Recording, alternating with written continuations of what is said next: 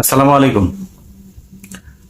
আমাকে গতকালকে আমার চুয়াডাঙ্গা গ্রামের বাড়ি থেকে একদম সহজ সরল আর কি গ্রামের এক ছেলে, সে আমাকে ফোন করেছে। ফোন করে তারপরে বলল যে এরকম এরকম শুনলাম যে ডক্টর মোহাম্মদ ইউনূস যদি আমেরিকা যায়, গেলেই নাকি আবার শেখ হাসিনা নাকি দেশে ঢুকে আসবে, তারপরে আওয়ামী লীগ আবার ক্ষমতা নিয়ে নিবে। এটা নিয়ে খুব আতঙ্কের ভেতরে আছে।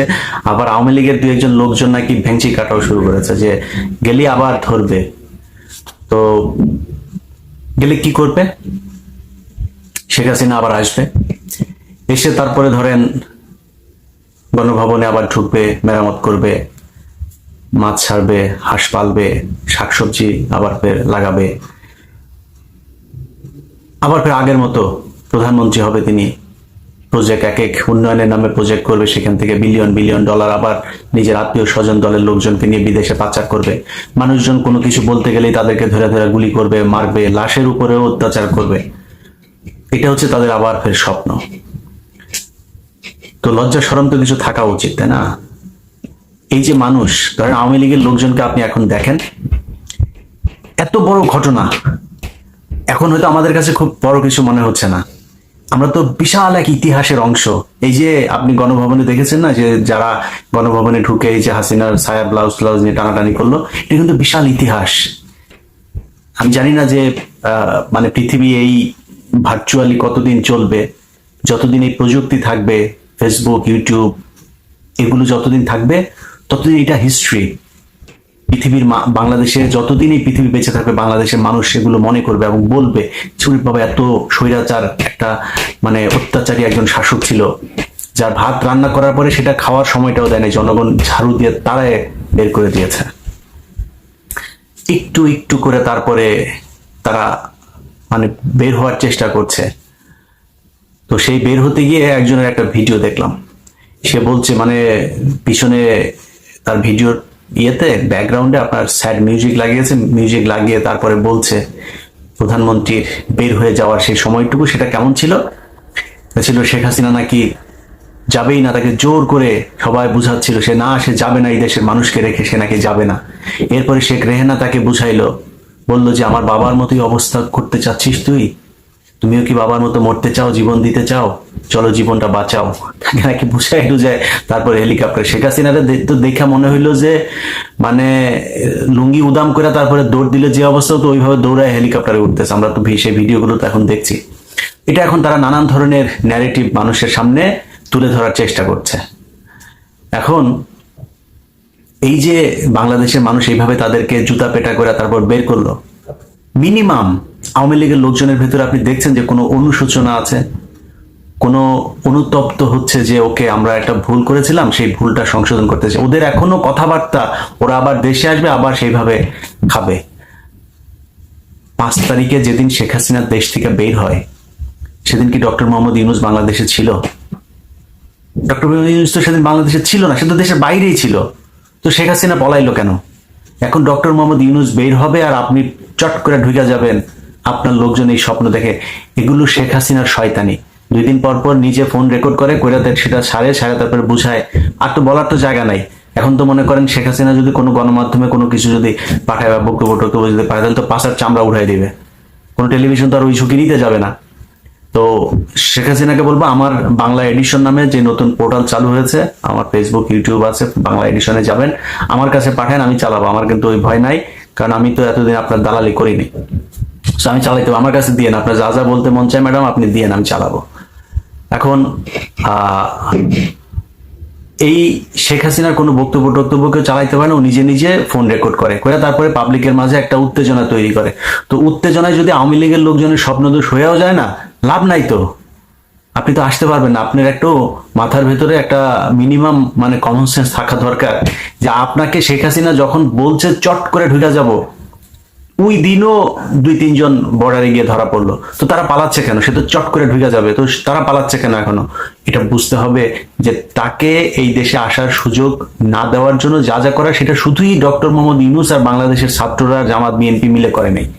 এটার জন্য অনেক উচ্চ পদস্থ শক্তিশালী হয়ে মানে কি বলবো যে আন্তর্জাতিক যে শক্তি, সেই শক্তি এটার পেছনে কাজ করেছে। এমনি এমনি শেখ হাসিনা দেশ থেকে বের হয়ে যায়নি। সো এই আজাইরা এই স্বপ্ন দেখে তারপরে স্বপ্ন দোষ করে লাভ নেই, কারণ শেখ হাসিনা ঢুকতে পারবে না। আর শেখ হাসিনা যদি ঢুকতে চায়, আমরা তো চাই শেখ হাসিনা বাংলাদেশে ঢুকুক। এখন তারা তো দরকার বাংলাদেশে। এই যে $103 বিলিয়ন যে বৈদেশিক ঋণ রেখে গেল, এই যে একের পর এক এই বিভিন্ন ঘটনায় মানুষকে যে খুন করেছে, গুম করেছে, সালমান এফ রহমান, তারপরে সালম সহ যাদেরকে ক্যাশিয়ার বানিয়ে কয়দিন আগে যে Zafrullah Chowdhury, Midland bank tank, এগুলো যে বাংলাদেশটাকে যে একদম ঝাঁঝরা করে দিয়েছে, এটার জন্য তো আমাদের দরকার তাকে। আমরাও তো চাই শেখ হাসিনা দেশে আসুক, আসতে বলেন। কিন্তু আপনারা স্বপ্ন দেখছেন যে শেখ হাসিনা আসবে, আবার আওয়ামী লীগ ওইভাবে ক্ষমতায় আসবে, আবার আওয়ামী লীগ ক্ষমতায় এসে তারপরে আপনাদেরকে ক্ষমতায় বসাবে। দেখেন, সালমান এফ রহমানের দাড়ি ছিল, দাড়ি কাটছে। মানিকের দাড়ি ছিল না, দাড়ি রাখার চেষ্টা করছিল। ওই শ্যামল দত্তর দাড়ি গোপটপ ছিল, দাড়ি গোপটপ সব কেটে ফেলছে। কারোর দাড়ি ছিল, দাড়ি রাখে, কেউ দাড়ি ছিল না, সে দাড়ি কাটে। মানে এই হচ্ছে আওয়ামী লীগের অবস্থা। আপনাদের নেতাদেরকে দেখে মিনিমাম কোনো হয় না। এখন আপনি চিন্তা করছেন যে ডক্টর মোহাম্মদ ইউনূস এখানে আসবে আর আপনারা দেশটা দখল করে ফেলবেন।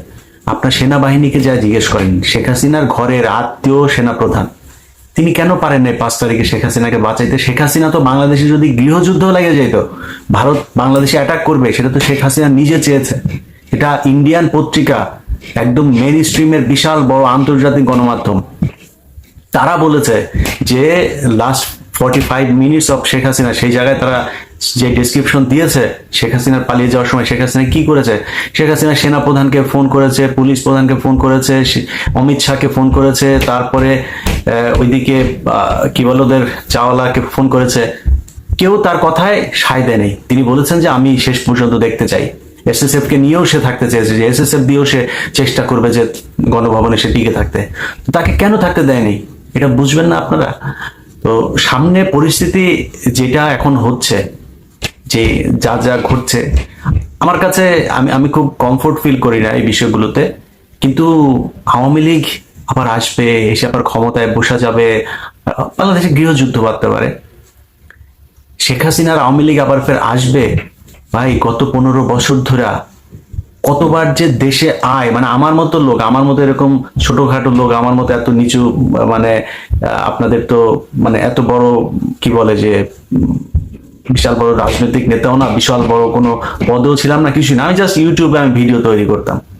তো আমার মতো একজন লোককে যে পরিমাণে হুমকি খেতে হয়েছে যে দেশে আয়, এর বাইরে তারেক রহমানকে মনে করেন দেশে নিয়ে বিচার করবে, ইন্টারপোলের কাছে নাকি সবকিছু জানানো হয়েছে, নানান কিছু। তো এত কিছুর পরে আপনারা 45 মিনিটের মধ্যে পুরো দেশ ঠান্ডা হয়ে গেল।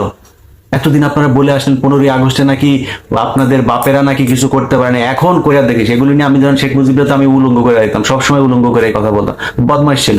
এই বদমাইশে নিয়ে যখন ভিডিও বানাইতাম তখন বলতো যে আমার বাপেরা পারে না, তুই এইবার দেশে, তুই আমার তোদের মায়ের সাথে তোদের মানে সাঙ্গা হয়ে তারপরে তোদের বাপ হয়েছে, তো এই সাঙ্গাকৃত বাপের নিয়ে তোদের যে দরদ উদলায় উঠতো, তো তোদের বাপের পিছন দিয়েও বাস ঢুকাইছে, মুখের মধ্যে হিসু করছে, সবই করছে, তোদের বাপের যে মূর্তি বানাইছিস, কই কিছুই করতে পারলি না। খালি বলতি যে দেশে আয় দেশে আয়। 45 মিনিটের মধ্যে শেষ হয়ে গিয়েছে পুরো আওয়ামী লীগ।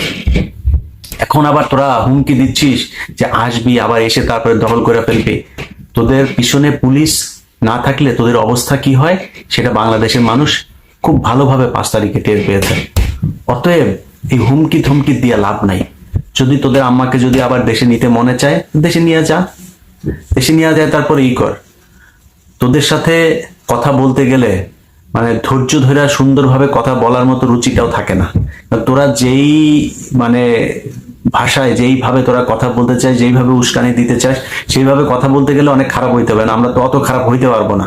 তাই সুন্দর করে বললাম যে বাবা দেশে আয়, তোর মাকে নিয়ে যদি আসতে চাস তোর মাকেও নিয়ে আয়, আমরা অপেক্ষা করছি তোর মা দেশে যাবে, আমরা এটা দেখতে চাই। দেখি আওয়ামী লীগ কত ক্ষমতাশালী, তাহলে বুঝবো যে আসলে তোরা তো সবসময় বলিস যে তোরা নাকি রাস্তায় পয়দা হুয়া, তো তোরা তো আওয়ামী লীগ যেহেতু রাস্তায় পয়দা হুয়া, তো রাস্তায় পয়দা হুয়ারা রাস্তায় আয়, দেখি কিরকম পারিস, তারপরে বুঝবো না যে কি করতে পারিস। তোদের আম্মার আরেক মধ্য মাতাল এক পুত্র আছে, এই 5,500 বিজ্ঞানী, এই দুইজনে মিলা তোদের উস্কানি দেয়, তোরা স্বপ্ন দেখে স্বপ্ন দোষ হয় তোদের, যায় দেশে যা। তোদের আম্মারে আর আম্মার পুত্ররে বল দেশে যাই, তোদের না করে নাই তো। দেশে যাইতে বল, যায় না কেন? তোদের আমাদের আরো আত্মীয় স্বজন আছে, কেউই নাই। তোদেরকে ছাগলের 3 নাম্বার বাচ্চার মতো ব্যয় করায়, আর তোরা এই ছাগলের মতো ডাকাটা এই করিস। যাই হোক, এই ডাকাটা কি বন্ধ কর, হ্যাঁ বন্ধ কইরা এই যে গত 15 বছর তোরা যে মানে মানুষের উপরে যে অত্যাচার নির্যাতন করেছিস, অনেক মানুষই আছে তারা বিএনপি আওয়ামী লীগ এগুলি কোনো কিছুই করে না, ইভেন তারা রাজনীতি পছন্দও করে না, দুই দলের এক দলকে পছন্দও করে না, তারাও এই শেখ হাসিনার বিদায়ে কি পরিমাণে মানে উচ্ছ্বাস, কতটা মানে কি বলবো যে মানে শান্তি অনুভব করছে, কতটা ফ্রি অনুভব করছে। দেখ, এই যে রাস্তায় নেমে এসেছিল সব বিএনপি আর জামাতের লোক, তোর মনে হয় সেটা জীবন দিয়েছে সবাই বিএনপি আর জামায়াতেরই লোক? না, সাধারণ মানুষ কিচ্ছু করে না, জীবনে রাজনীতি বুঝে না করে তারও নেমে এসে। সো মিনিমাম তোদের যদি লজ্জা সরব যদি কিছু থেকে থাকে, তাহলে আমি মনে করি যে একটু অনুশোচনা থাকা দরকার। তোরা একটা রাজনৈতিক দল, বিশাল বড় তোদের সমর্থক আছে, আস্তে আস্তে মাপ চায়, তারপরে বল যে আমাদের দলের এই এই মানুষগুলো এই অন্যায় করেছে, আমরা এটা চাই না, আমরা নতুন একটা আওয়ামী লীগ তৈরি করতে চাই, বা নতুন একটা নাম দিয়ে আমরা এই দলটা তৈরি, কারণ আদর্শের তো অমিল আছে। তোরা তো তোদের তো আরেকটা আদর্শ আছে, তোদের আম্মা হচ্ছে শেখ মুজিব, আবার এই শেখ হাসিনা হচ্ছে তোদের আম্মা, আবার মুজিব হচ্ছে তোদের আব্বা। তো তোদের এই যে আম্মা আব্বার যে তোরা যে নবী রাসূলের মতো যেভাবে আদর্শ হিসাবে মানিস, এই আদর্শ তো আর বাংলাদেশে কারো নাই। তো তোদের একটা আলাদা দল থাকতেই হবে, সেটা গঠন কর। যা ভুল করছিস সেটার জন্য অ্যাটলিস্ট মাপ চা মানুষের কাছে। ভুল তো করছিস। 1800 গতকালকে নিউজে দেখলাম 1800 এই গত এই আন্দোলনেই মারা গেল। আরো কত হয়তো এর সাথে আরো হয়তো 400-500 বাড়তে পারে। তো প্রায় 2000 মানুষের উপরে তোরা হত্যা করেছিস এই গত 15 দিনে। আবার লজ্জা নেই তোর আবার দলের ক্ষমতায় আসতে চায়, মানুষ তোদেরকে কি করে নিবে। মনে কর আবার আসলি, মনে কর হাইপোথেটিক্যালি চিন্তা করলাম যে তোরা আবার আসলি, আচ্ছা কি করবি? আবার এমনি মারবি? মারার পরে কি হবে? মানে এমনি জোর করে বাংলাদেশে টিকে থাকবি? সম্ভব না। সো শেখ হাসিনার এই যে এই আন্ডা বাচ্চা যেগুলো আছে, সেগুলোর সাথে সাথে আরো অন্যদেরকেও বলতে চাই, কেউ বাংলাদেশে ভবিষ্যতেও এইভাবে শেখ হাসিনার মতো স্বৈরাচারী হয়ে জনগণকে জিম্মি করে ক্ষমতায় থাকার চেষ্টা করেন না। জনগণের ক্ষমতা জনগণের হাতে থাকতে হবে, এবং সেটা বিএনপি হোক, জামাত হোক, যারাই ক্ষমতায় আসুক সামনে, এই সরকারের পরে একটা নির্বাচিত সরকার তো আসবে, তারা এসেও যেন এই শিক্ষাটা যেন অন্তত সামনে